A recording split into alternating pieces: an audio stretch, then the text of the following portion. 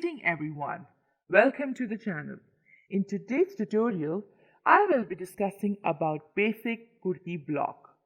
Now, pattern drafting is a method in which flat patterns are used to achieve a 3D design with the help of certain lines, formulas, and angles.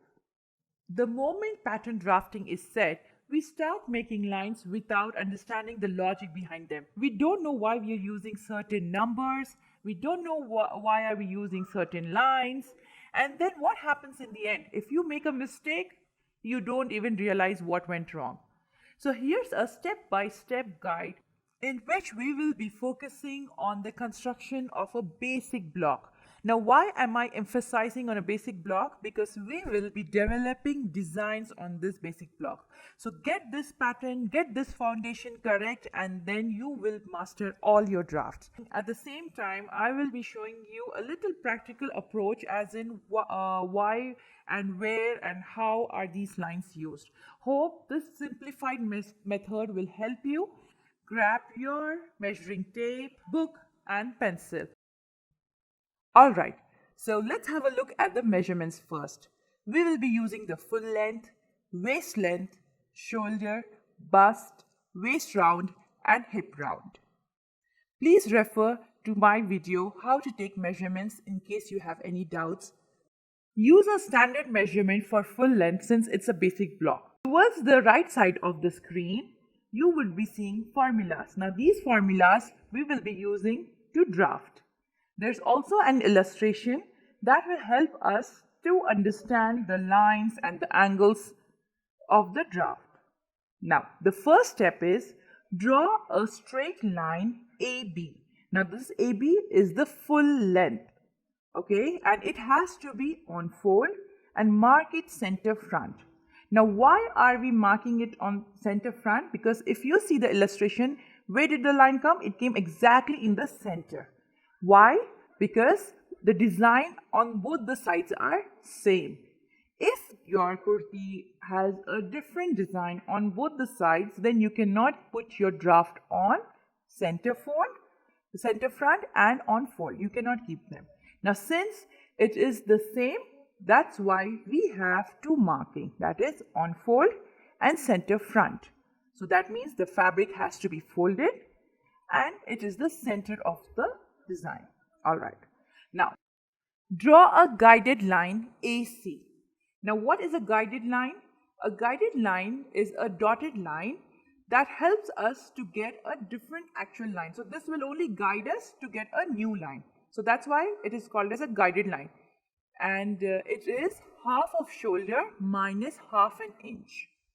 Now if you can see the diagram, so it's what? Exactly half of the shoulder is being taken.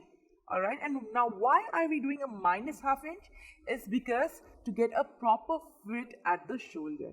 If you take exactly at the shoulder, it might drop because of the neckline will be made. Tendency is that the shoulder might expand. So that's why we do minus half inch.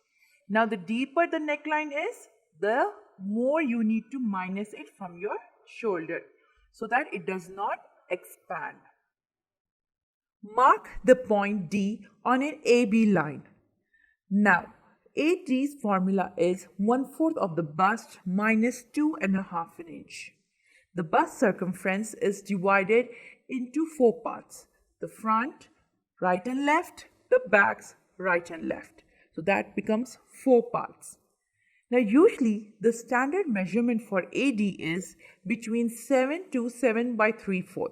It depends on the size, like size small, medium to XL. Now, I usually encourage the students to just give a cross check by measuring from the highest shoulder point to 1 inch below the underarm. This usually gives you an idea whether your number is correct or not. DE will be 1/4 of the bust measurement. Now the thing over here we have to notice is that this is just a little above the bust level. This is the chest level which we are measuring. So that's why we are not adding any E's, because our chest measurement will be less than the bust measurement. Add F on AB line, which is waist length. Make a FG line. This is 1/4 of the waist round plus 1.5 inch.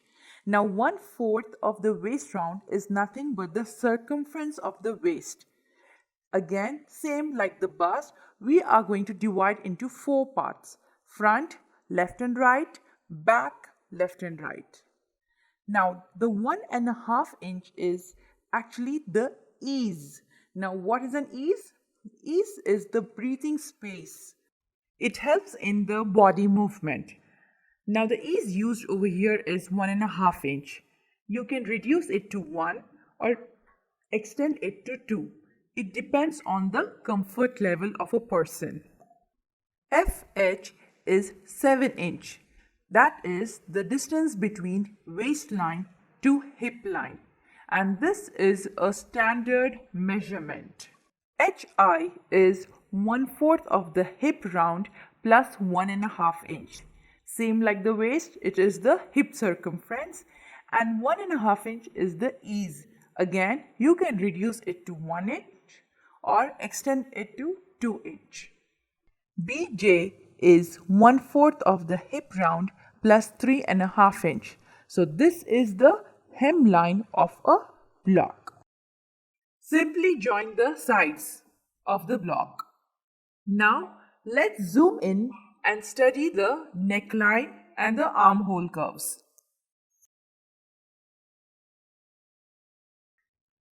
Extend downwards the guided line and mark it as X.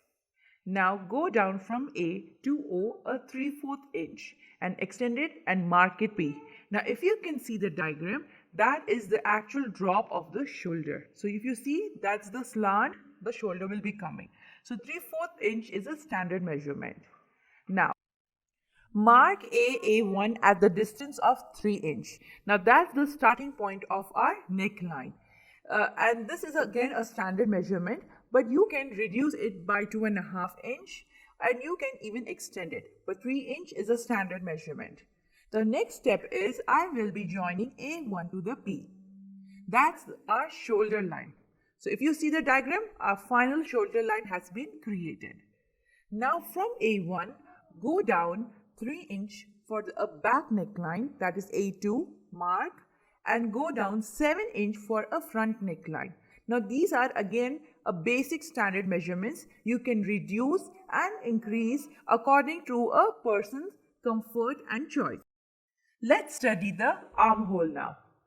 Take a midpoint of P and X, mark it as Y. From X to X1 is 1 inch. From Y to Y1 is half an inch. See the way they have been taken diagonally. Now join P, Y, X1 for back armhole and use a different color so you can differentiate them. Then join P, Y1, X1 for a front armhole. Now the reason why we are going slightly inside for the front armhole is to give a proper fit. Now if you have a design which does not require a fitted armhole, like for example Sherwani style dress or a men's kurta kind of an essence for a dress or a shirt style dress. So for these you won't be taking it inside. The front armhole won't go inside. It would be the same as the back armhole. Now the basic structure has been created. We will start with the sleeves block now. Let's start with the sleeve block. The measurements required are sleeve length, arm round, bust, chest, sleeve cap and sleeve round. Start making a straight line and mark it as A and B. Now this will be your full sleeve length, starting from the topmost of the arm till the wrist. On this line, simultaneously add up the measurements for half sleeves, elbow point and the 3/4 sleeves. So this would be your reference points. Next step is draw a line AC. Now this AC is arm round. Arm round would be the fattest part of the upper arm. You will measure that. Plus Take the difference of bust and chest. So bust minus chest, whatever number you get, divided it by 2 and then add it to the arm round. So that's your AC. Mark D on an AB line. So AD is the sleeve cap. The sleeve cap is measured from the highest point of the arm till 1 inch below the underarm. So you can simply place a rubber band just 1 inch below the underarm and measure from the point where the shoulder had ended, from that till the rubber band. So that becomes your sleeve cap.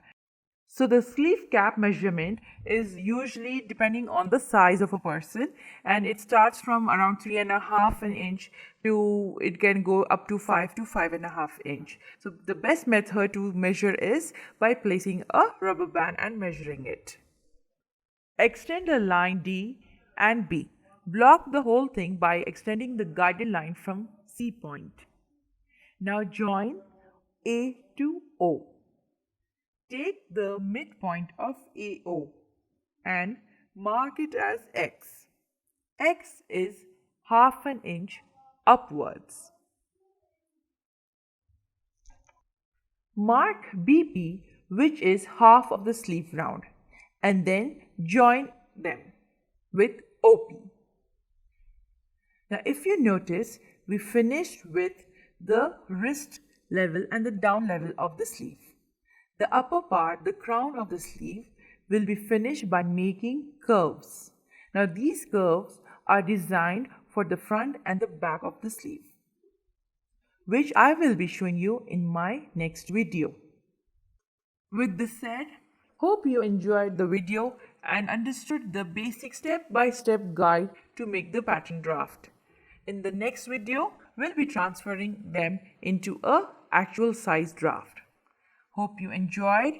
Please do not forget to like, share and subscribe. Thank you.